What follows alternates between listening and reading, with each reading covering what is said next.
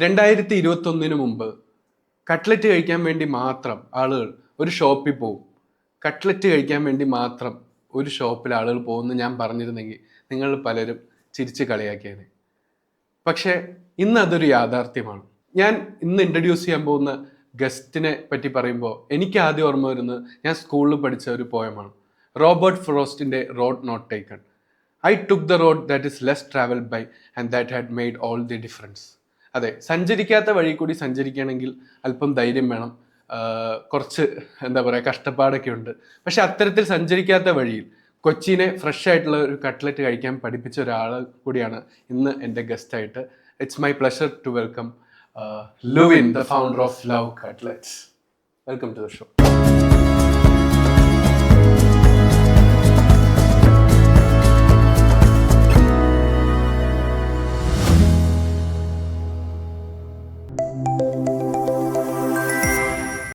So Luvin, ഈ കട്ട്ലറ്റിന് വേണ്ടി എക്സ്ക്ലൂസീവായ ലവ് കട്ട്ലറ്റ് എന്നൊരു ഷോപ്പിൻ്റെ ഓണർ എന്ന നിലയ്ക്ക് എപ്പോഴാണ് ഇങ്ങനൊരു കോൺസെപ്റ്റിലേക്ക് എത്തിച്ചേരുന്നത്? എനിക്ക് കോളേജ് തേർഡ് ഇയർ ആയപ്പോഴേക്കും എനിക്കൊരു എന്തെങ്കിലും ഒരു ബിസിനസ് തുടങ്ങണമായിരുന്നു. അങ്ങനെ ഞാൻ വീട്ടിൽ പോയി സംസാരിച്ചു. അടുത്തുള്ള കോപ്പറേറ്റീവ് ബാങ്കിൽ പോയിട്ട് ഒരു ചെറിയ ലോൺ റെഡിയാക്കി, 1 lakhൻ്റെ ഒരു ചെറിയ ഷോപ്പ് തട്ടട റെഡിയാക്കി. അങ്ങനെ അവിടെയാണ് ആദ്യമായിട്ട് കട്ട്ലറ്റിൻ്റെ ഒരു ലൈവായിട്ട് ഫ്രൈ ആണ് സ്റ്റാർട്ടിങ് വന്നത്. പക്ഷെ അതിനകത്ത് രസം എന്താണെന്ന് വെച്ച് കഴിഞ്ഞാൽ ഏറ്റവും അടുത്ത ദിവസം തന്നെ എൻ്റെ മനസ്സിൽ ഇങ്ങനെ കട്ട്ലേറ്റ് ഫ്രൈ ചെയ്യണം എന്നൊരു ആഗ്രഹമില്ല. പക്ഷെ അമ്മ പറഞ്ഞു, ഞാൻ കട്ട്ലേറ്റ് ഉണ്ടാക്കി തരാം. അമ്മയുടെ കട്ട്ലേറ്റ് ഭയങ്കര രസം. സോ അമ്മ പറഞ്ഞു, അമ്മ കട്ട്ലേറ്റ് ഉണ്ടാക്കി തരാം, അതുകൊണ്ട് ലൈവായിട്ട് ഫ്രൈ ചെയ്ത് കൊടുക്ക്. അപ്പോൾ ആ ടൈമിൽ തന്നെ ഞാൻ അമ്മയുടെ അടുത്ത് പറഞ്ഞു, അത് വേണ്ട, ആൾക്കാർ അത് എങ്ങനെ എടുക്കുമെന്ന് എനിക്ക് അറിഞ്ഞൂടാ. I was not ready for that. അപ്പോൾ ഫാദറും അതുപോലെ തന്നെ വന്നുകൊണ്ട് പറഞ്ഞ്, ഇല്ല അത് ചെയ്ത് നോക്ക്, നടന്നില്ലെങ്കിൽ നമുക്ക് 2 ദിവസം കഴിയുമ്പോൾ മാറ്റാം, എന്നിട്ട് സാധാ തട്ടട പോലെ തന്നെ ആക്കാമെന്ന് പറഞ്ഞു. അങ്ങനെ ഫസ്റ്റ് ഡേ തന്നെ ഈ സംഭവം ചെയ്തിട്ട് ഭയങ്കര നല്ല റെസ്പോൺസ്. എന്ന് വെച്ചാൽ ആൾക്കാർ വന്നിട്ട് ഒരാൾ നിന്ന് കഴിക്കണ 5ഉം 8ഉം കട്ട്ലേറ്റൊക്കെ.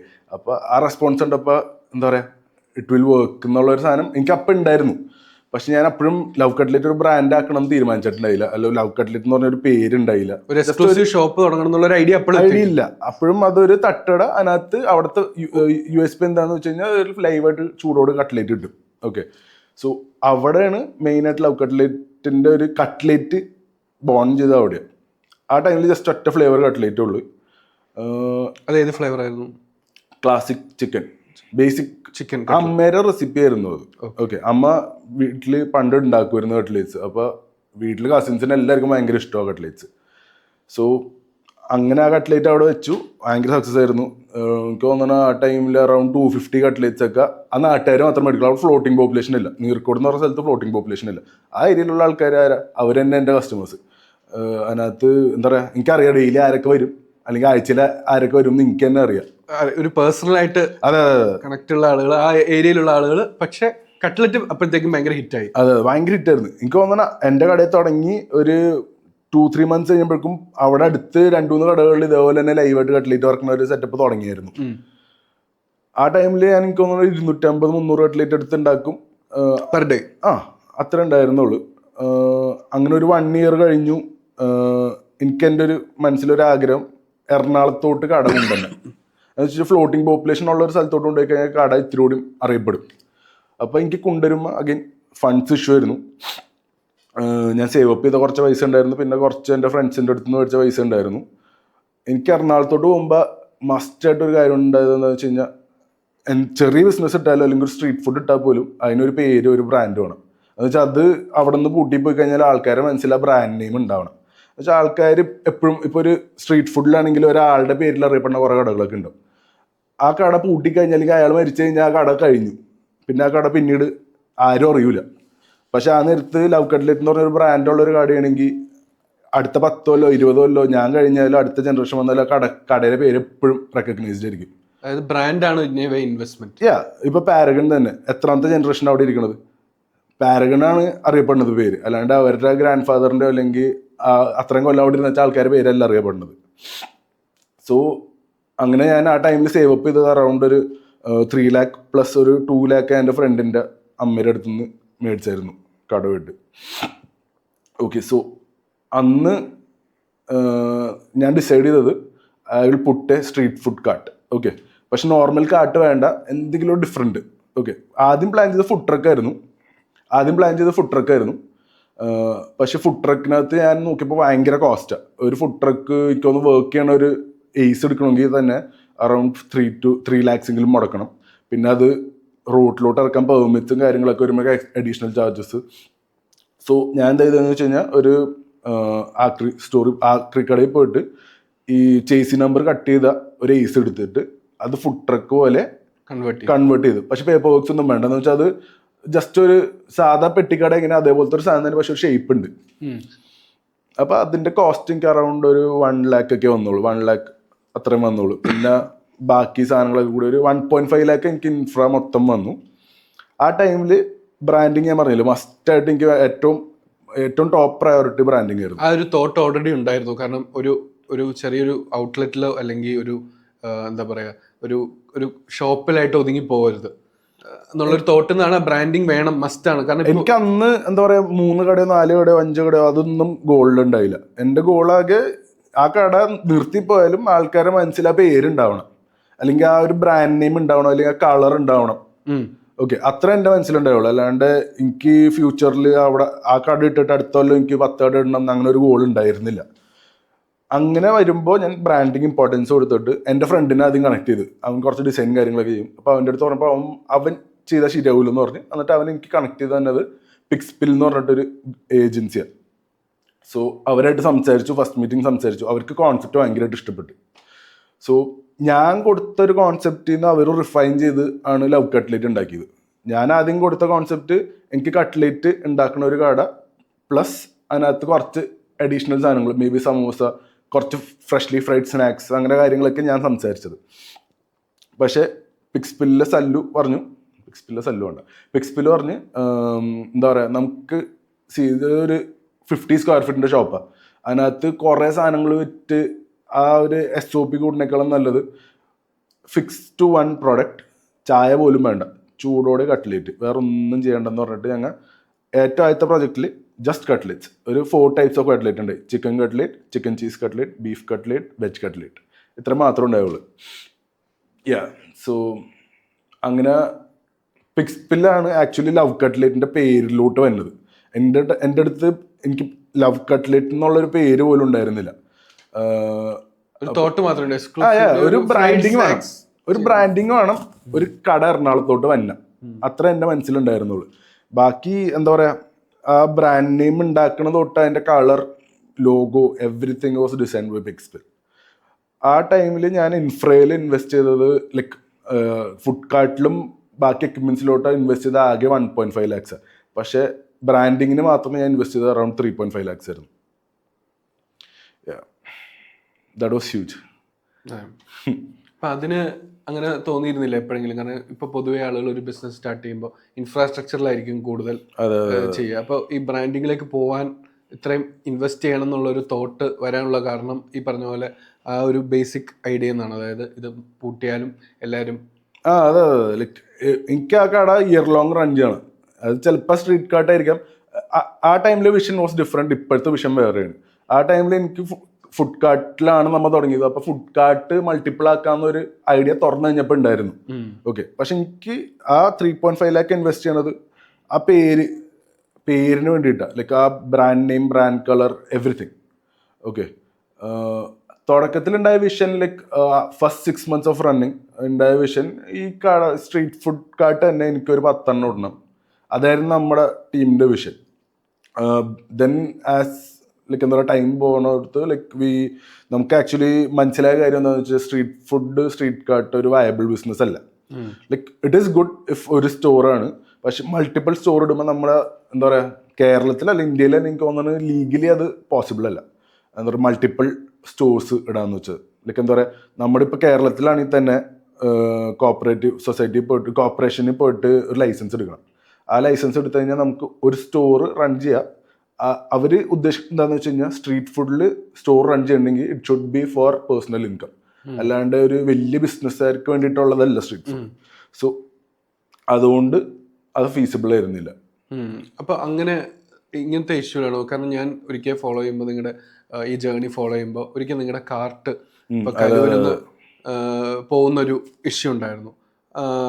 അത് എങ്ങനെയാണ് അത്തരത്തിലുള്ള ചാലഞ്ചസ്? കാരണം ഈ എസ്പെഷ്യലി യുവർ സ്റ്റാർട്ടിങ് ലൈക്ക് ഒരു കോളേജ് സമയത്ത് നിന്ന് യുവർ 27, അപ്പൊ ഈ ഒരു ചെറിയ സമയത്ത് ഒരു വലിയ ബിസിനസ് ബാക്ക്ഗ്രൗണ്ട് ഇല്ലാതെ വന്ന ഒരാൾ കൂടിയാണല്ലോ. അപ്പൊ എങ്ങനെയാണ് ഇത്തരത്തിലുള്ള ചാലഞ്ചസിനെ ഫേസ് ചെയ്യുന്നത്?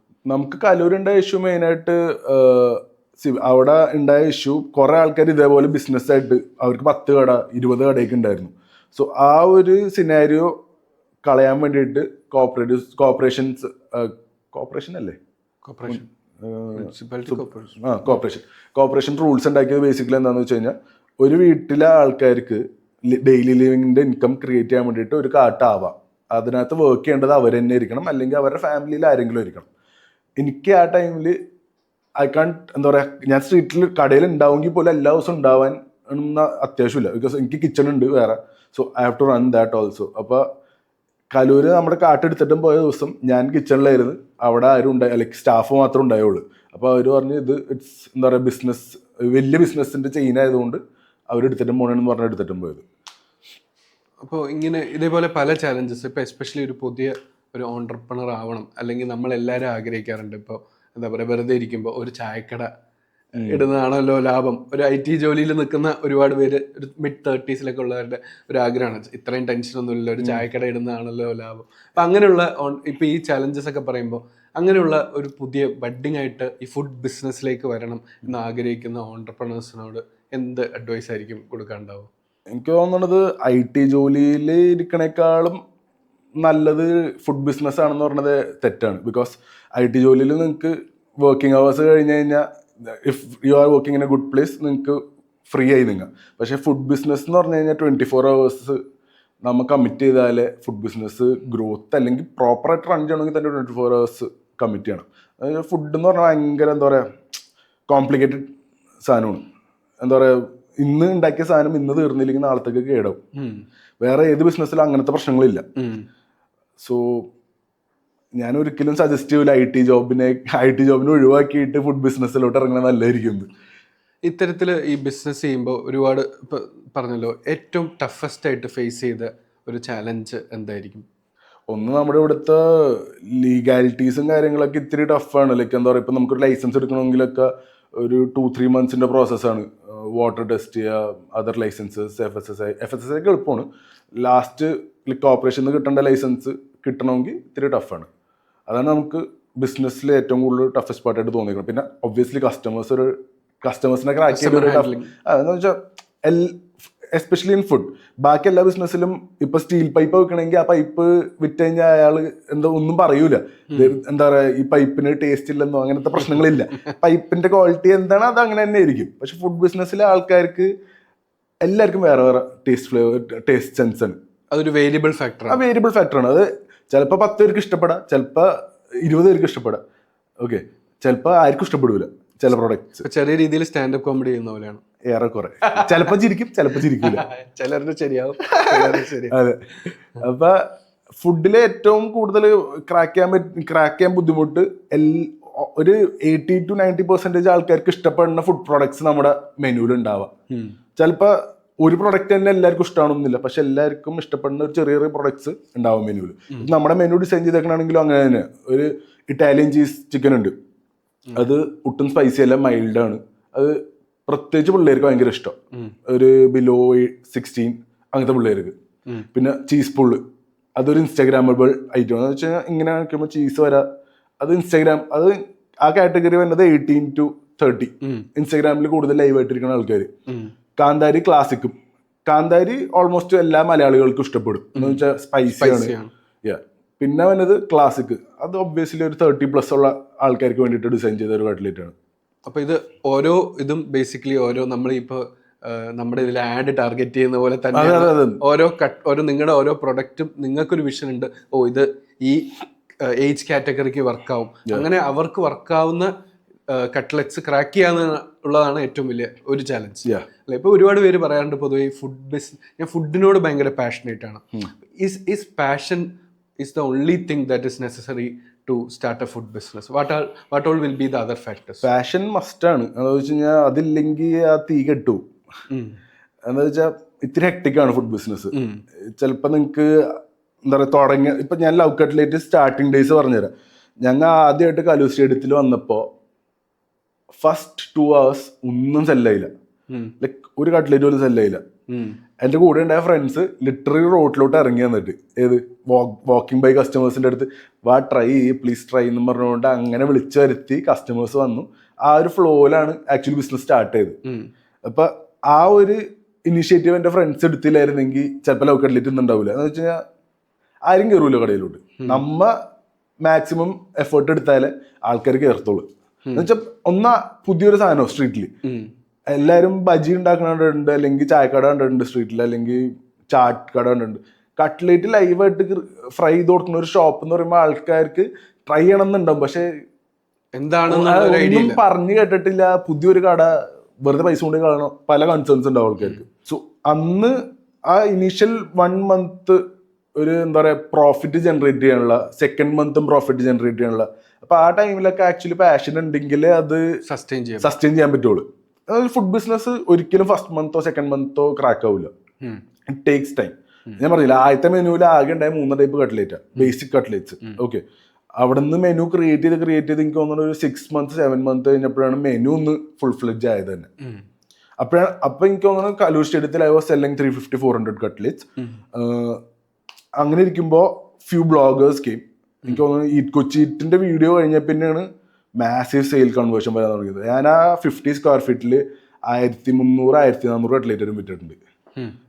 That's like massive. ഒരു ബേക്കറി പോലും അത്രയും കട്ട്ലേറ്റ് വെക്കൂല. ആദ്യമായിട്ട് ചെയ്ത ഒരു ഓൺടർപ്രണർഷിപ്പ് വെഞ്ചറിൽ തന്നെ ബ്രാൻഡിങ്ങിന് ഇത്ര ഇമ്പോർട്ടൻസ് കൊടുത്ത ഒരാളെന്ന നിലയ്ക്ക് what is a brand according to you? Branding or ബ്രാൻഡിനെ പറ്റി കറക്റ്റായിട്ട് പറഞ്ഞാൽ ഞാൻ MBA ഒന്നും പഠിച്ചിട്ടില്ല. പക്ഷേ എനിക്ക് ഒരു സിനാരിയോ പറയാനുള്ളത്, ലൈക്ക് കലൂർ സ്റ്റേഡിയത്തിൽ നിന്ന് എൻ്റെ കാർട്ട് എടുത്തിട്ടും പോയപ്പോൾ പോലീസുകാർ വന്ന് എടുത്തിട്ടും പോയല്ലോ. ആ ടൈമിൽ എന്താ പറയുക, എനിക്ക് പിന്നെ വേറെ ലവ് കട്ട്ലേറ്റ് ഇല്ല. ലവ് കട്ട്ലേറ്റിൻ്റെ പ്രസൻസ് ലിറ്ററലി ഒരു 3 months ഇല്ല സ്റ്റേഡിയത്തിൽ. സോ എൻ്റെയും എൻ്റെ ടീമിൻ്റെയും ഗോൾ എന്തായിരുന്നു വെച്ചാൽ എത്രയും പെട്ടെന്ന് ഒരു സ്റ്റോർ കൊണ്ടുവരണം കലൂർ സ്റ്റേഡിയത്തിൽ. We work that out. ആൾക്കാരായിട്ട് സംസാരിച്ച് ജോയിൻറ്റ് വെഞ്ചറിൽ ഒരു സ്റ്റോർ ഓപ്പൺ അപ്പ് ചെയ്തപ്പോൾ ആൾക്കാർക്ക് റെക്കഗ്നൈസ് ചെയ്യാൻ പറ്റിയ ബ്രാൻഡ്. ആൾക്കാർ ലിറ്ററലി പറഞ്ഞു, ഇത് നിങ്ങൾ ആ കാട്ടുണ്ടായ കട തന്നെയല്ലേ, നിങ്ങൾ ഇവിടെ വന്നോ. They were also happy. So അതാണ് എനിക്ക് ബ്രാൻഡിങ്. ഒരു ബിയോണ്ട് ഒരു ഫിസിക്കൽ സ്റ്റോറിനുപരി what does it give as an experience, അതാണ്. ഇപ്പൊ ഈ ലവിന്റെ പാക്കേജസിലാണെങ്കിലും അല്ലെങ്കിൽ കട്ട്ലറ്റിന്റെ ഷേപ്പിലാണെങ്കിലും ഒരുപാട് യുണീക്നെസ് കൊണ്ടുവരാൻ സാധിച്ചിട്ടുണ്ട്. ഇതിന്റെയൊക്കെ ഒരു റിസർച്ച് പ്ലാനിങ് അതിനെ പറ്റിയിട്ടൊന്ന് ഷെയർ ചെയ്യാം. കുറെ ടൈം എടുത്ത് ചെയ്ത ഒരു വർക്കാണത്. പാക്കേജിങ് ആണെങ്കിൽ സത്യം പറഞ്ഞാൽ നിക്സൺ എന്ന് പറഞ്ഞ ആളാണ് ചെയ്യണത്. അതൊക്കെ അതിൻ്റെ ബ്രാൻഡിങ് കാര്യങ്ങളൊക്കെ ഹാൻഡിൽ ചെയ്യണം Nixon. So he took lot of effort for that. എന്താ പറയുക, എല്ലാ കാര്യത്തിനും അതിനകത്ത് ഒരു റീസൺസ് ഉണ്ട്. ഇപ്പോൾ ലവ് കട്ട്ലേറ്റിൻ്റെ 4 piece ബോക്സ് നോക്കി കഴിഞ്ഞാൽ മേളിൽ ഹോട്ട് എന്ന് എഴുതിയിട്ടുണ്ട്. അതിൻ്റെ ഓൻ്റെ ഉള്ളിലത്തെ കട്ടൗട്ട്സ് ഉണ്ട്. ഓൻ്റെ നടുക്കൊരു ഹോൾ ഉണ്ടാവില്ലേ, അതൊക്കെ കട്ടൗട്ട്സാണ്. ബേസിക്കലി അത് എന്തിനാന്ന് വെച്ച് കഴിഞ്ഞാൽ നമ്മൾ ചൂടോടെ എന്ത് സാധനം പാക്ക് ചെയ്ത് വെച്ച് കഴിഞ്ഞാൽ അതിനകത്ത് സ്റ്റീം കയറിയിട്ട് സാധനം സോഗ് ചെയ്യിപ്പോൾ. അപ്പൊ മേളിൽ ഹോൾസ് ഇട്ടേക്കണോണ്ട് ഈ സ്റ്റീമൊക്കെ കൂടി മേളിലോട്ട് പോയിട്ട് it keeps the cutlet crispy. നമ്മുടെ കട്ട്ലേറ്റ് എനിക്ക് തോന്നുന്ന ഒരു 30 to 50 minutes വരെ ക്രിസ്പി ആയിട്ടിരിക്കും പാക്ക് ചെയ്ത് ഇട്ടാൽ പോലും. സോ അങ്ങനെ കുറെ എന്താ പറയുക ഇന്നോവേറ്റീവ് അങ്ങനെ കുറെ ഇന്നോവേറ്റീവായിട്ട് ആലോചിച്ചിട്ടാണ് ആ പാക്കിംഗ് മെറ്റീരിയലൊക്കെ ഡിസൈൻ ചെയ്തേക്കുന്നത്. ഒരു ഫുഡ് ബിസിനസ് റൺ ചെയ്യുന്ന ഒരാളെന്ന നിലയ്ക്ക് ഇപ്പോൾ പൊതുവേ ഞാൻ കണ്ടുവരുന്നത് കൊച്ചിയിൽ ഒരുപാട് റെസ്റ്റോറൻറ്റ്സ് തുടങ്ങും, പിന്നീട് കുറച്ച് ദിവസം കഴിയുമ്പോൾ മെയിൻ്റനൻസ് ആണെന്ന് പറയും, പിന്നീട് അവിടെ വേറൊരു റെസ്റ്റോറൻറ്റ് വരും. അപ്പോൾ ഒരുപാട് റെസ്റ്റോറൻറ്റ്സ് തുടങ്ങുന്നുണ്ട്, അതേ സ്പീഡിൽ തന്നെ പൂട്ടുന്നുമുണ്ട്. എന്തായിരിക്കാം ലുവിൻ്റെ ഒരു കാഴ്ചപ്പാടിൽ അതിനുള്ള ഒരു റീസൺ? എനിക്ക് തോന്നുന്നത് ആ ബിസിനസ്സിനെ പറ്റി അധികം പഠിക്കാണ്ട് ഒരു ഫാൻസി ബിസിനസ് ആയിട്ട് കണ്ടുകൊണ്ട് തുടങ്ങുന്നതുകൊണ്ടായിരിക്കാം. പക്ഷേ ഇപ്പം ഞാൻ 4 years ബാക്ക് സ്ട്രെയിറ്റ് അവേ ഒരു സ്റ്റോർ കലൂരിൽ തുടങ്ങണമെങ്കിൽ ചിലപ്പോൾ ലവ് കട്ട്ലേറ്റ് ഫസ്റ്റ് ഇയർ തന്നെ പൂട്ടിപ്പോവാം. ഞാൻ സ്റ്റെപ്പ് ബൈ സ്റ്റെപ്പാണ് തുടങ്ങിയത്. ഞാൻ ആദ്യം 1 lakh ഇൻവെസ്റ്റ് ചെയ്ത് ചെറിയ സ്റ്റോർ തുടങ്ങി.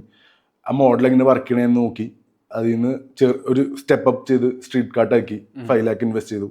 അത് കഴിഞ്ഞിട്ട് അടുത്ത സ്റ്റോർ ഓപ്പൺ ആക്കി. സോ ആ ഒരു സ്റ്റെപ്പ് അപ്പ് ചെയ്ത് വന്നുകൊണ്ടായിരിക്കാം എനിക്ക് ലോസസ് അധികം ഹിറ്റാവാണ്ടിരുന്നത്. എനിക്ക് ലോസസ് വന്നിട്ടുണ്ടില്ലെന്ന് പറയൂല, പക്ഷെ എന്തോരം ചെറിയ ബിസിനസ് അത്രയും ചെറിയ ലോസാണ്, എന്തോരം വലിയ ബിസിനസ് അത്രയും വലിയ ലോസാണ്. സോ മോസ്റ്റ്ലി അതായിരിക്കാം കുറേ ബിസിനസ്സസ് അടച്ചു പോണത്. ഞാൻ വേറെയും റെസ്റ്റോറൻറ്റ് ഓണേഴ്സിനോട് സംസാരിക്കുമ്പോൾ അവർ പറയുന്ന ഒരു മേജർ ചലഞ്ച് പലപ്പോഴും ഒരു നല്ലൊരു ഷെഫിനെ കിട്ടുന്നില്ല. ഇനി അഥവാ കിട്ടിയാൽ തന്നെ ഇവിടെ പോച്ചിങ് പോലെ വേറൊരു റെസ്റ്റോറൻറ്റ്, ഓക്കെ ഇവിടെ ഒന്ന് കഴിച്ചു, അപ്പം തന്നെ അവർ പറയും പോരുന്നു എൻ്റെ കൂടെ എന്ന് പറഞ്ഞിട്ട് അവരുടെ റെസ്റ്റോറൻറ്റിലേക്ക് ആ ഷെഫിനെ 1 മാസം കഴിഞ്ഞ് അങ്ങോട്ട് കൊണ്ടുപോകും. അതോടുകൂടി ഈ ബിസിനസ്സിനെ ഭയങ്കര എഫക്റ്റ് ചെയ്യുന്ന ഒരു സ്ഥിതിഗതികൾ വരാറുണ്ട്. അപ്പോൾ നിങ്ങൾക്ക് എപ്പോഴെങ്കിലും അത്തരത്തിലുള്ള ഒരു ചാലഞ്ച് വന്നിട്ടുണ്ടോ? അതിനെങ്ങനെയാണ് ഓവർകം ചെയ്തത്? ലവ് കട്ട്ലേറ്റിൽ അങ്ങനത്തെ ഒരു ചാലഞ്ച് എനിക്ക് വന്നിട്ടില്ല. എന്ന് വെച്ചാൽ ഇനീഷ്യൽ ഡേയ്സിലാണെങ്കിൽ അമ്മയാണ് കട്ട്ലേറ്റ് ഉണ്ടാക്കിക്കൊണ്ടിരുന്നത് വെച്ചത്. അമ്മേനെ ആരും കൊണ്ടുപോകാനില്ല. ഓൾറെഡി അച്ഛൻ കൊണ്ടുപോകാൻ. അപ്പൊ ലൈക്ക് പക്ഷെ എനിക്ക് മസ്റ്റ് ആയിട്ട് ഉണ്ടായ ഒരു കാര്യം എന്ന് വെച്ച് കഴിഞ്ഞാൽ എനിക്ക് ആ ടൈമിലാണെങ്കിലും കട്ട്ലേറ്റ് എങ്ങനെ മൾട്ടിപ്പിൾ സ്റ്റോഴ്സിലോട്ട് പോകുമ്പോൾ എന്താ ചെയ്യാമെന്ന ഒരു പ്ലാനൊന്നും ഉണ്ടായിരുന്നില്ല. പക്ഷെ ആസ് ടൈം ഗോസ് ബ്രാൻഡിങ്ങിന്റെ കൂടെ തന്നെ പ്ലാൻ ചെയ്ത ഒരു കാര്യം സ്റ്റാൻഡേർഡൈസേഷനാണ്. ഓക്കെ, സോ ഇപ്പൊ കിച്ചണിലാണെങ്കിൽ പോലും എനിക്ക് തോന്നുന്നു അറൗണ്ട് എല്ലാ കട്ട്ലേറ്റ്സും സ്റ്റാൻഡേർഡൈസ്ഡ് ആണ്. ഇപ്പം മസാലാസ് ആണെങ്കിലും നമ്മൾ എന്താ പറയുക എല്ലാ സെപ്പറേറ്റ് മസാലാസ് എടുത്തിട്ട് കുക്ക് ചെയ്യല്ലേ ചെയ്യണത്.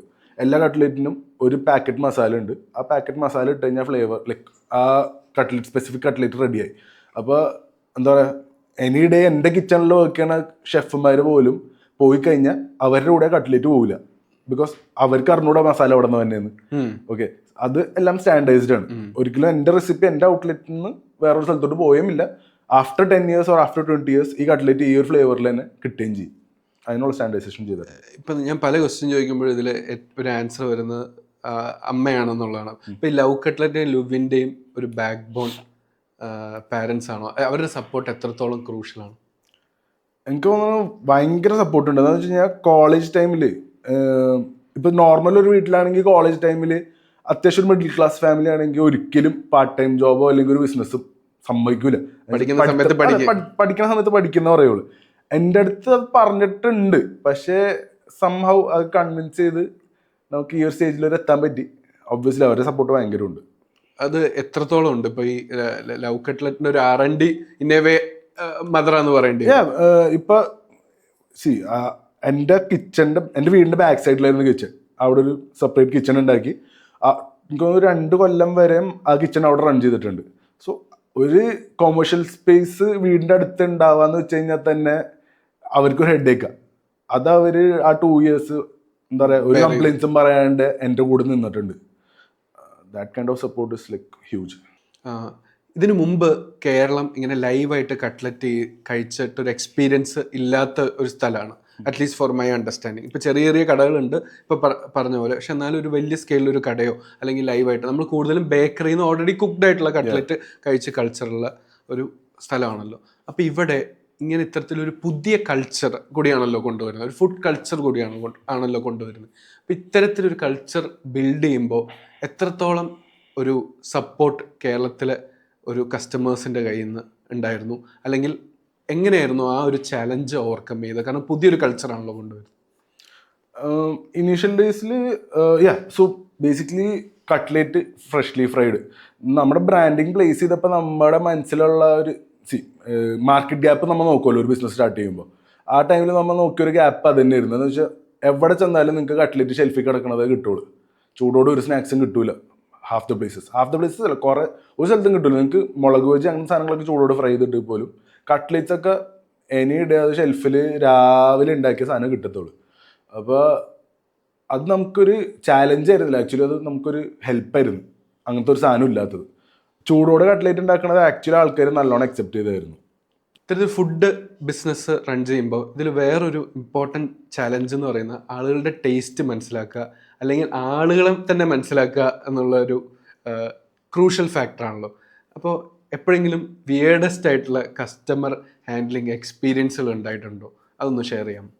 വിയേർഡസ്റ്റ് ആയിട്ടൊരു കസ്റ്റമർ എക്സ്പീരിയൻസ് അല്ല, നല്ലത് പറഞ്ഞാൽ ഞാൻ പറയാം. ഇപ്പോൾ നമ്മൾ സ്ട്രീറ്റ് കാർട്ട് നടത്തിക്കൊണ്ടിരുന്നപ്പോൾ ഒരു ലൈക്ക് എൻ്റെ ഫോൺ നമ്പർ ഗൂഗിളിലേക്ക് കൊടുത്തേക്കുന്നത്. അപ്പോൾ എനിക്കൊരു കോൾ വന്നു, നിങ്ങളുടെ അവിടെ വെജ് ചീസ് കട്ട്ലേറ്റ് അവൈലബിൾ ആണോ എന്ന് ചോദിച്ചു. ആ ടൈമിൽ അങ്ങനത്തെ ഒരു കട്ട്ലേറ്റ് ഇല്ല നമ്മുടെ അടുത്ത്.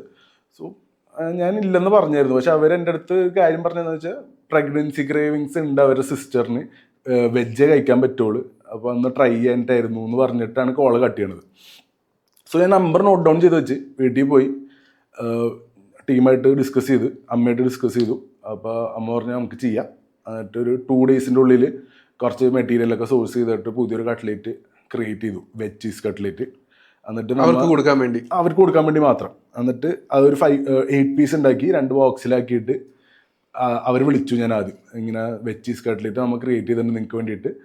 എന്നിട്ട് ആ കട്ട്ലേറ്റിൻ്റെ കൂടെ തന്നെ ഒരു ചെറിയ പേപ്പറിൽ ഒരു കുറച്ച് നോട്ടൊക്കെ എഴുതിയിട്ട് അവർക്ക് അയച്ചു കൊടുത്തു. അവർ ഭയങ്കര ഹാപ്പി ആയിരുന്നു.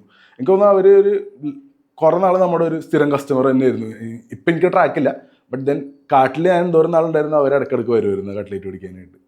അപ്പോൾ ഈ ഇൻ്റർവ്യൂ അവർ കാണുന്നുണ്ടെങ്കിൽ ദയവ് ചെയ്ത് വരിക, ലുവിനെ കോണ്ടാക്ട് ചെയ്യുക. ലുവിൻ ആ കട്ട്ലറ്റ് ഇപ്പോഴും സെല് ചെയ്യുന്നുണ്ട്. അതെ, ഇപ്പോഴും മെനുവിലുള്ള ഒരു കട്ട്ലേറ്റ്, വെജ് ചീസ് കട്ട്ലേറ്റ്. അതായത് അവർക്ക് വേണ്ടി ക്രിയേറ്റ് ചെയ്ത റെസിപ്പി പിന്നീട് കടയിലെ എല്ലാവർക്കും വേണ്ടി കൊണ്ടുവന്നു.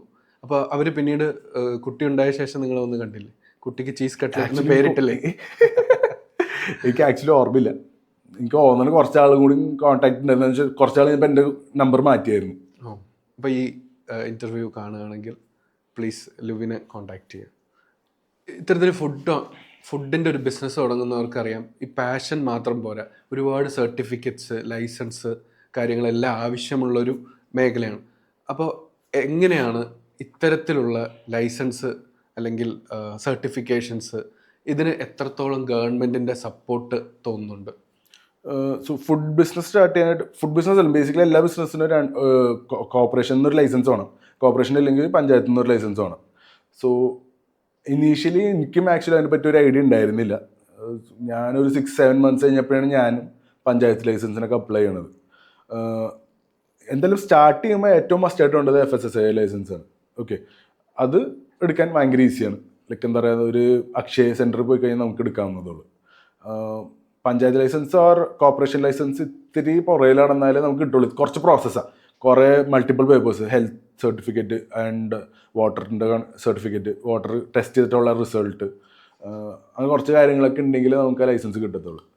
സ്ട്രീറ്റ് ഫുഡിനകത്ത് ഇരിക്കുമ്പോൾ നിങ്ങൾക്ക് വേറൊരു ലൈസൻസ് സ്ട്രീറ്റ് ഫുഡിനകത്ത് ഇരിക്കുമ്പോൾ നമുക്കൊരു വേറെ ലൈസൻസ് കൂടി വേണം. ബേസിക്കലി നമ്മളാണ് ആ സ്റ്റോർ റൺ ചെയ്യണം. നമ്മുടെ ഒരു ഫോട്ടോ വെച്ചിട്ട് ഒരു ID കാർഡ് പോലത്തെ ഒരു സാധനമുണ്ട് സ്ട്രീറ്റ് ഫുഡ് റൺ ചെയ്യാൻ വേണ്ടിയിട്ട്. സോ ആ ID കാർഡിൽ ഉള്ള ആളെല്ലാ കടയിൽ ഇരിക്കണമെങ്കിൽ ആ കട എടുത്തിട്ടും പോകും. അതാ കോൺസെപ്റ്റ്. സോ ആ ലൈസൻസ് നമുക്ക് ഉണ്ടായിരുന്നു, പക്ഷെ എന്നാലും നമ്മുടെ കട എൻഡ് ഓഫ് ദ ഡേ എടുത്തിട്ടും പോയായിരുന്നു. ഞാൻ കടയിൽ ഉണ്ടായിരുന്നില്ല, എൻ്റെ സ്റ്റാഫ് ഉണ്ടായത്. സോ അവർ പറഞ്ഞത് എന്താ പറയുക, street food business is for families, അവരുടെ ലിവ്ലിഹുഡിന് വേണ്ടിയിട്ട്, അല്ലാണ്ട് വേറെ സ്റ്റാഫിനെ നിർത്തി റൺ ചെയ്യാനായിട്ട് നിങ്ങൾക്ക് 10 കട ഇടാനായിട്ട് കുറേ പൈസ ഉണ്ടാക്കാനായിട്ടുള്ളൊരു ബിസിനസ് മോഡലല്ല. അത് എടുത്തിട്ടും പോയി. എനിക്ക് തോന്നുന്നു ഒരു 3 to 5 months ലവ് കട്ട്ലേറ്റിനെ പറ്റി ഒരു സ്റ്റോറും ഇല്ല. Like no news about love cutlet, ആർക്കും ഒരു ന്യൂസ് ഉണ്ടായിരുന്നില്ല. അങ്ങനെ ഇരിക്കുമ്പോൾ നമുക്കൊരു എൻക്വയറി വന്നു കലൂർ സ്റ്റേഡിയത്തിൽ ഒരു സ്റ്റോറായിട്ട് കൊലാബ് ചെയ്യുക, അവരുടെ സ്റ്റോറിൻ്റെ കൂടെ നമ്മുടെ സ്റ്റോർ അവർ നോക്കിക്കോളാം എന്നുള്ള രീതിക്ക്. അങ്ങനെ നമ്മൾ പോയി സംസാരിച്ചു, ഡീലാക്കി. After 5 months we opened at Kaloor stadium. അങ്ങനെയാണ് like back to action at Kaloor. അത് ആക്ച്വലി നല്ലൊരു എന്താ പറയുക, ഞങ്ങൾക്ക് സ്വീറ്റ് റിവെഞ്ച് ആയിരുന്നു. അത് കലൂരല്ല, വേറെ എവിടെ തുടങ്ങിയാലും അത് ആ ഒരു എഫക്റ്റ് ഉണ്ടാവില്ല. പക്ഷെ എന്താ പറയുക, നമ്മൾ തുടങ്ങിയ ലോഗോ കയറി അന്ന് തൊട്ട് ആൾക്കാരിൽ ലൈക്ക് എന്താ പറയുക, ഇത് ആ കാട്ട് തന്നെയല്ലേ, ലവ് കട്ട്ലേറ്റ് എന്ന് പറഞ്ഞ ബ്രാൻഡ് അല്ലേ എന്ന് ആൾക്കാർ അന്വേഷിച്ച് വന്നായിരുന്നു. സോ എനിക്ക് തോന്നുന്നത് അത് ഭയങ്കര ഒരു ഇമ്പോർട്ടൻറ്റ് ഫാക്ടർ ആയിരുന്നു, ആ brand colours and the name and everything. So ഇപ്പോൾ ഒരു കടയിൽ നിന്ന് എക്സ്പാൻഷൻ, മൾട്ടിപ്പിൾ കടകളുണ്ടല്ലോ, അപ്പോൾ എത്ര കടകളുണ്ട്? ഈ എക്സ്പാൻഷന് പോകുമ്പോൾ എന്തൊക്കെ ചലഞ്ചസ് ആണ് ഫേസ് ചെയ്യേണ്ടി വരിക? സോ ലവ് കട്ട്ലേറ്റ് നമ്മൾ ആദ്യം തുടങ്ങിയത് കലൂരാണ്. അത് കഴിഞ്ഞിട്ട് കച്ചേരിപ്പടി തുടങ്ങി. And now there is one at Kadavanthra. Okay, business expansion 3 outlet ആണ് ഇപ്പോൾ കൊച്ചിയിലുള്ളത്. കൊച്ചിയിൽ 3 ഔട്ട്ലെറ്റ് ഉള്ളത്. ബിസിനസ് എക്സ്പാൻഷൻ വരുമ്പോഴേക്കും എനിക്ക് തോന്നുന്നത് ബിസിനസ്സിലൊരു സിസ്റ്റം ക്രിയേറ്റ് ചെയ്യണം. ഞാനില്ലെങ്കിൽ ആ ബിസിനസ് റൺ ആവണം. അതിനുള്ള സിസ്റ്റംസ് ക്രിയേറ്റഡ് ആണെങ്കിൽ നിങ്ങൾക്ക് 5 അല്ല 10 അല്ല 50 ഇടയും ഇടാം. മെയിനായിട്ട് തന്നെ റിക്വയർമെൻറ്റ് അതാണ്. പിന്നെ നമ്മുടെ love cutlet is not a chef base model. അതിനകത്ത് വേറെ രസമുള്ള കാര്യം എന്താണെന്ന് വെച്ച് കഴിഞ്ഞാൽ, ലവ് കട്ട്ലേറ്റ് സ്റ്റോർ മോഡലാക്കിയപ്പോൾ എനിക്ക് കോളേജ് ടൈമിൽ കിട്ടാത്ത ഒരു ഓപ്പർച്യൂണിറ്റി ആയിരുന്നു പ്രോപ്പറായിട്ട് ഒരു സ്ഥലത്ത് പാർട്ട് ടൈം ജോബ്. ബേസിക്കലി എൻ്റെ കോളേജ് ടൈം കഴിഞ്ഞിട്ടുള്ള part time jobs. So Kaloor store വന്നപ്പോൾ ഞാൻ ഏറ്റവും അധികം പ്രിഫർ ചെയ്തത് കോളേജ് സ്റ്റുഡൻസാണ്. ബിക്കോസ് എൻ്റെ സ്റ്റോർ ഓപ്പൺ ആവുന്നത് 3:30. കലൂർ തന്നെ കുറേ കോളേജസ് ഉണ്ട്, അവരുടെ ടൈമിംഗ് സ്റ്റിൽ 1:30. സോ എനിക്ക് ആ ഒരു ലൈക്ക് എന്താ പറയുക, main goal was to give jobs to college students. So you are basically giving back something you didn't get. Yeah. So നമ്മുടെ ബിസിനസ് ഷെഫ് ബേസ്ഡ് ബിസിനസ് അല്ല. ലൈക്ക് ഒരു ഷെഫോ ഒരു സ്കില്ലോ വേണ്ട ഒരു ജോബല്ല ലവ് കട്ട്ലേറ്റിൽ നിൽക്കാന്ന് വെച്ച് കഴിഞ്ഞാൽ. എല്ലാത്തിനും ഒരു SOP ഉണ്ട്. കട്ട്ലേറ്റ് ഇത്ര മിനിറ്റ് ഫ്രൈ ചെയ്യണം, ഫ്രൈ ചെയ്തിട്ട് ഇത്ര മിനിറ്റ് വെക്കണം, അത് കഴിഞ്ഞിട്ട് പാക്ക് ചെയ്തിട്ട് വിടണം. അത് ബേസിക് സ്റ്റെപ്സാണ്. ലൈക്ക് എല്ലാ പ്രൊഡക്റ്റിനും അറൌണ്ട് 3 to 4 സ്റ്റെപ്സ് അത്രത്തിൽ തീരും. എന്ത് പ്രൊഡക്റ്റും, ഡ്രിങ്ക് ആണെങ്കിലും ഇപ്പോൾ cutlet, burger, dessert, everything. So അത് ഉണ്ടെങ്കിൽ തന്നെ എനിക്ക് തോന്നുന്നു you can place it everywhere. ഇപ്പൊ ഞാൻ വേണം എന്നില്ല ലവ് കട്ട്ലേറ്റ് ബ്രാൻഡ് പ്ലേസ് ചെയ്യാൻ. ഒരാളെ ട്രെയിൻ ചെയ്ത്, ഒരു കോളേജ് സ്റ്റുഡന്റിനെ പോലും ട്രെയിൻ ചെയ്ത്, കോളേജ് സ്റ്റുഡന്റിനെ പോലും ട്രെയിൻ ചെയ്ത് നമുക്ക് അത് റൺ ചെയ്യാം. കോളേജ് സ്റ്റുഡന്റ് വേണമെന്നില്ല. ഇപ്പൊ എന്റെ ഫ്രാഞ്ചൈസി എടുക്കുന്ന ഒരാളാണെങ്കിൽ പോലും ആൾക്ക് വേറെ സ്റ്റാഫ് ഇട്ടിട്ടും പോയി കഴിഞ്ഞാൽ പോലും അവർക്ക് ഒരാളുണ്ടെങ്കിൽ തന്നെ റൺ ചെയ്യാൻ പറ്റിയ ഒരു ബിസിനസ് മോഡലാണ് ലവ് കട്ട്ലേറ്റ്. ഓക്കെ, പൊതുവെ ഒരു ഫുഡ് ബിസിനസ്സിൽ പോകുന്ന ഒരാൾ ആദ്യം ചെയ്യുക ഒരു ഫ്രാഞ്ചൈസി എടുത്ത് റൺ ചെയ്യുക എന്നുള്ള. പക്ഷെ എനിക്ക് തോന്നുന്നു കേരളത്തിൽ അത് കമ്പാരിറ്റീവ്ലി ആ ഒരു കൾച്ചർ കുറച്ച് കുറവാണ്. ഇപ്പോൾ ലവ് കട്ട്ലറ്റ് സ്റ്റാർട്ട് ചെയ്ത ആളെന്ന നിലയ്ക്ക് എന്താണ് തോന്നുന്നത് ഈ ഫ്രാഞ്ചൈസി കൾച്ചർ ഇവിടെ ഇല്ലാത്തതിന്? എനിക്കും ആ ഒരു സെയിം കൺസെപ്റ്റ്. നോർത്ത് ഇന്ത്യയിൽ ഫ്രാഞ്ചൈസീസ് എല്ലാം ഒരു എമൗണ്ട് വെച്ച് നോക്കുമ്പോൾ കേരളത്തിൽ നില്ലാണ്. അത് ശബരി നേരത്തെ പറഞ്ഞ ക്വസ്റ്റ്യൻ ആയിട്ട് കോംപ്ലിമെന്റ് ചെയ്തു. ലൈക്ക് എന്താ പറയുക, എന്തുകൊണ്ടാണ് കുറെ റെസ്റ്റോറൻറ്റ്സ് തുറന്നിട്ട് പൂട്ടി പോണത്? എനിക്ക് തോന്നുന്നു മലയാളികളുടെ ഒരു ആറ്റിറ്റ്യൂഡാണ്. എന്തിനാണ് ഒരു പേര്, എന്തിനാണ് ഒരു ഗൈഡ് ലൈൻ? ഇത് ഇപ്പം എനിക്ക് തുറന്നാൽ പോരെ, ഒരു സ്റ്റൗവും ഒരു ചട്ടിയും ഉണ്ടെങ്കിൽ എനിക്ക് തുറക്കാലോ എന്നുള്ള ഒരു കോൺഫിഡൻസ് ആയിരുന്നോന്നാണ് എനിക്ക് തോന്നുന്നത് നമ്മുടെ കേരളത്തിൽ ഫ്രാഞ്ചൈസി കുറച്ച് സെല്ല് ചെയ്യണം. പക്ഷെ നമുക്കിപ്പോൾ നല്ല റെസ്പോൺസാണ് കിട്ടുന്നത്. ലൈക്ക് കേരളത്തിലാണെങ്കിലും ഇപ്പോൾ കുറേ ആൾക്കാർ പ്രിഫർ ചെയ്യുന്നുണ്ട് ഫ്രാഞ്ചൈസീസ്. പഴയ പോലെ അല്ല, പിന്നെയും ആൾക്കാർക്ക് മനസ്സിലായി തുടങ്ങിയിട്ടുണ്ട് the value they get from franchise. ഒരു ഫ്രാഞ്ചൈസി എടുക്കുമ്പോഴേക്കും അതിൻ്റെ കൂടെ ബ്രാൻഡ് വാല്യൂ, ഗൈഡ് ലൈൻസ്, വേറെ പല കാര്യങ്ങളും കിട്ടണമുണ്ട്. ആൾക്കാർ ഇപ്പോൾ പ്രിഫർ ചെയ്യുന്നുണ്ട്. ഈ ഫുഡ് ബിസിനസ്സിൽ ഇറങ്ങിയിട്ട് എന്തെങ്കിലും ഫെയിലിയറുകളോ അല്ലെങ്കിൽ ലേണിങ്ങോ നമ്മുടെ ഈ ഫൗണ്ടേഴ്സ് അൺകട്ടിൻ്റെ ഓഡിയൻസിന് വേണ്ടി ഒന്ന് ഷെയർ ചെയ്യാമോ? സോ ലവ് കട്ട്ലേറ്റിൻ്റെ കൂടെ തന്നെ ഞാൻ കുറച്ച് ഒരു 1 year കഴിഞ്ഞപ്പോൾ തന്നെ ഒരു പുതിയ ബ്രാൻഡ് ക്രിയേറ്റ് ചെയ്തായിരുന്നു, സബ്കോ എന്ന് പറഞ്ഞിട്ട്. എനിക്ക് അറിഞ്ഞൂടെ എത്ര പേർക്ക് അറിയാമെന്ന്. ആ ടൈമിൽ ആക്ച്വലി അതൊരു റെവല്യൂഷൻ ബിസിനസ് ആയിരുന്നു. എന്ന് വെച്ച് കഴിഞ്ഞാൽ കേരളത്തിൽ ഹോട്ട് ഡോഗ് ബിസിനസ്, എക്സ്ക്ലൂസീവ്ലി ഉള്ള ഹോട്ട് ഡോഗ്, അതെ നമ്മൾ എന്ത് ബിസിനസ് ചെയ്യുമ്പോൾ ഞാൻ മെയിനായിട്ട് ഫോക്കസ് ചെയ്യുക എക്സ്ക്ലൂസിവിറ്റി. അവിടെ എന്താ നമ്മൾ ഫോക്കസ് ചെയ്യുന്നത്, ആ ഒരു പ്രൊഡക്റ്റ് മാത്രം ചെയ്യാന്നുള്ളത്. അപ്പോൾ സബ്കോയിൽ ഹോട്ട് ഡോഗ്സ് മാത്രമായിരുന്നു. സോ ആ ടൈമിൽ കേരളത്തിൽ ഹോട്ട് ഡോഗ്സ് ഭയങ്കര എന്താ പറയുക, ഐ ഡോണ്ട് തിങ്ക് ആരും പ്രിഫർ ചെയ്യുന്ന ഒരു ഡിഷാണെന്ന്. പക്ഷെ എന്നാൽ പോലും എനിക്ക് തോന്നുന്നു ഫസ്റ്റ് 2 months ഉള്ളിൽ നമ്മൾ സെല്ല് ചെയ്തുകൊണ്ടിരുന്ന വെച്ചാൽ ഹോട്ട് ഡോഗിൻ്റെ ഒരു എമൗണ്ട് എന്ന് പറഞ്ഞാൽ എനിക്ക് തോന്നുന്നു ഒരു സ്റ്റോറിലും ചെയ്യാത്തൊരു എമൗണ്ട് ആയിരുന്നു. അതുമാത്രമല്ല ഹോട്ട് ഡോഗ് എല്ലാ കടയിലും വരാൻ തുടങ്ങി. ഈവൻ ഷവർമ ഷോപ്പിലാണെങ്കിലും ഹോട്ട് ഡോഗ്സ് കിട്ടാൻ തുടങ്ങി. മൾട്ടിപ്പിൾ സ്റ്റോഴ്സ് വേറെ തുറന്നു. KR ബേക്കറിയിൽ വരെയും ഷെൽഫിൽ ഹോട്ട് ഡോഗ് ഇരിക്കാൻ തുടങ്ങി. ലൈക്ക് ആൾക്കാർ അത്രയും മേ ബി ആ ബ്രാൻഡിങ്ങും ആ മാർക്കറ്റിംഗ് സ്ട്രാറ്റജിയും കാരണമായിരിക്കാം അത് അങ്ങനെ വന്നേക്കണത്. എന്നിട്ട് നമ്മ ലൈക്ക് ഫ്രം സ്ട്രീറ്റ് കാർട്ട് നമ്മൾ കാക്കനാടുക്ക് പോയി ഒരു സ്റ്റോർ ഇട്ടു. അതിനകത്ത് അത് ഞങ്ങളുടെ ഏറ്റവും ആദ്യത്തെ സ്റ്റോർ മോഡലായിരുന്നു. അതിനകത്ത് ഞങ്ങൾ കുറച്ച് മണ്ടത്തരങ്ങളൊക്കെ കാണിച്ചു. ഒബ്വിയസ്ലി അതിൻ്റെ എഫക്റ്റ് ഉണ്ടായിരുന്നു. നമ്മത് പൂട്ടേണ്ടി വന്നു. നമുക്കതിനകത്ത് ഏറ്റവും വലിയ ഫെയിലിയർ വന്നത് എന്താണെന്ന് വെച്ച് കഴിഞ്ഞാൽ സബ്കോ എന്ന പേര് നമ്മൾ ട്രേഡ് മാർക്ക് ചെയ്യാണ്ടാണ് സബ്കോ എന്ന് പറഞ്ഞ് ബിസിനസ് സ്റ്റാർട്ട് ചെയ്തത്. അതിനകത്ത് ഒരു ഇഷ്യൂ ചെയ്യാനൊരു കാരണം നിങ്ങളും വിചാരിച്ചില്ല എത്ര സക്സസ്ഫുൾ ആവും എന്നുള്ളതുകൊണ്ടാണോ, or just you just started on the flow? Love cutlet ആണെങ്കിൽ പോലും 2 കൊല്ലം കഴിഞ്ഞപ്പോഴാണ് ഞാൻ ട്രേഡ് മാർക്ക് രജിസ്റ്റർ ചെയ്യുന്നത്. അത്രയും പൈസ മുടക്കി ബ്രാൻഡ് ക്രിയേറ്റ് ചെയ്തിട്ടാണെങ്കിൽ പോലും ട്രേഡ് മാർക്ക് ചെയ്യുന്ന പ്രോസസ്സ് 2 years കഴിഞ്ഞിട്ടായിരുന്നു. ലുവിന് ഇപ്പൊ പുതിയ ചെയ്യുന്ന വല്ല ബിസിനസ് ഉണ്ടോ? ഞാൻ ട്രേഡ് മാർക്ക് ഇല്ല, പറ്റില്ല. ഞാൻ ഇപ്പൊ ട്രേഡ് മാർക്ക് എടുത്തിട്ട് ബിസിനസ് സ്റ്റാർട്ട് ചെയ്യാറുള്ളൂ. അതാണ് എനിക്കിപ്പോ മനസ്സിലായ ഒരു കാര്യം. അല്ലെങ്കിൽ നല്ല കൈ നഷ്ടം. എന്നുവെച്ചാൽ കാക്കനാട് നമ്മ 15 ലക്ഷം രൂപ മുടക്കിയിട്ട് സ്റ്റോർ ഇട്ടു സബ്കോ എന്ന് പറഞ്ഞിട്ട്. ട്രേഡ് മാർക്കിന് അപ്ലൈ ചെയ്തു സ്റ്റോർ ഇടുന്നൊക്കെ മുന്നേ. 6 months കഴിഞ്ഞപ്പോഴേക്കും ഒപ്പോസിഷൻ വന്നു. സബ്വേയുടെ അടുത്തുനിന്ന് subway has sub trade mark. അപ്പൊ അത് നമ്മൾ യൂസ് ചെയ്ത് കഴിഞ്ഞാൽ പ്രശ്നമാണെന്നുള്ള രീതിക്ക് ഇഷ്യൂ വന്നു. അപ്പോൾ അവർ നമ്മുടെ അടുത്ത് അവരുടെ ആൾക്കാർ പറഞ്ഞിട്ട് ബേസിക്കലി നമ്മൾ മാർക്കറ്റിംഗ് ഫുള്ളായിട്ട് സ്റ്റോപ്പ് ചെയ്യണം. ഫർദർ ഇതിൽ ലൈക്ക് നെയിം ചേഞ്ച് വന്ന വരെ ഒന്നും ചെയ്യാൻ പാടില്ലെന്ന് പറഞ്ഞു. സോ 6 months തൊട്ട് ഒരു അറൗണ്ട് 6 months വരെ ഒരു 6 months കൂടി നമ്മൾ ആ പേര് തന്നെ കണ്ടിന്യൂ ചെയ്തു. പക്ഷേ ഒരു മാർക്കറ്റിംഗ് ഒന്നും ചെയ്യാൻ പാടില്ല. സോ അത് നമുക്ക് നല്ലൊരു അടിയായിരുന്നു. എന്ന് വെച്ചാൽ ഒരു പുതിയ ലൊക്കേഷൻ, ആ ലൊക്കേഷനിൽ കുറച്ച് പ്രശ്നങ്ങളുണ്ടായിരുന്നു. ഒരു സെമി ബേസ്മെൻ്റ് ആയിരുന്നു. എനിക്കൊന്ന് ഫുഡ് ബിസിനസ്സിലൊക്കെ ഏറ്റവും ഗോൾഡൻ റൂളാണ് സെമി ബേസ്മെന്റ് എടുക്കരുത്, ഫസ്റ്റ് ഫ്ലോർ എടുക്കരുത്. അതൊക്കെ തെറ്റിച്ചിട്ട് തുടങ്ങിയ ഒരു ബിസിനസ് ആയിരുന്നു. അപ്പൊ അതെന്തുകൊണ്ടാണ് സെമി ബേസ്മെന്റ് എടുക്കരുത്? വിസിബിലിറ്റി ഇഷ്യൂസ് ആണ് ഏറ്റവും വലിയ കൺസേൺ. പിന്നെ ആൾക്കാർക്ക് എന്താ പറയാ, ഒരു നില മേളിലോട്ട് കയറിയിട്ട് അല്ലെങ്കിൽ ഒരു നില താഴത്തോട്ട് ഇറങ്ങിയിട്ട് ഫുഡ് കഴിക്കാൻ താല്പര്യമില്ല ആൾക്കാർക്ക്. കാർ അകത്തോട്ട് കടയുടെ ഉള്ളിൽ കയറ്റി ഇടാൻ പറ്റുമെങ്കിൽ അത്രയും താല്പര്യമാണ് ആൾക്കാർക്ക്. ഓക്കെ, സോ അത് ഭയങ്കര ഒരു വലിയ കൺസേൺ ആയിരുന്നു. പക്ഷെ എന്നാലും നമ്മൾ അവിടെ നല്ലോണം പെർഫോം ചെയ്തു, ലൈക്ക് ഔട്ട് പെർഫോം ചെയ്തായിരുന്നു. അവിടെ കാക്കനാട് നമ്മ സ്റ്റോർ ഇട്ടിട്ട് ആഫ്റ്റർ 8-9 months എടുത്തു നമ്മ ബിസിനസ് ക്രാക്ക് ചെയ്യാനായിട്ട്. പക്ഷെ ക്രാക്ക് ചെയ്ത് കഴിഞ്ഞപ്പോൾ നമുക്ക് മനസ്സിലായ കാര്യം എന്താണെന്ന് വെച്ച് കഴിഞ്ഞാൽ സെമി ബേസ്മെന്റ് ആയതുകൊണ്ട് ആൾക്കാർക്ക് അവിടെ വന്ന് നിന്ന് പുറത്ത് നിന്ന് വെയിറ്റ് ചെയ്യാനുള്ള ഫെസിലിറ്റി പോലും ഇല്ല. ജസ്റ്റ് ഏഴ്സ് മാത്രമേ ഉള്ളൂ, പിന്നുള്ള റോഡാണ്. സോ ആൾക്കാർ വരും, ആ ഒരു ബേസിൽ തന്നെ തിരിച്ച് പോവും. Like we are losing so many customers. So അതും ഒരു റീസൺ ആയിരുന്നു ഷട്ട് ഡൗൺ ചെയ്യാനായിട്ട് ഒബ്വിയസ്ലി. പക്ഷെ അതിനും വലിയ റീസൺ ട്രേഡ് മാർക്ക് തന്നെയായിരുന്നു.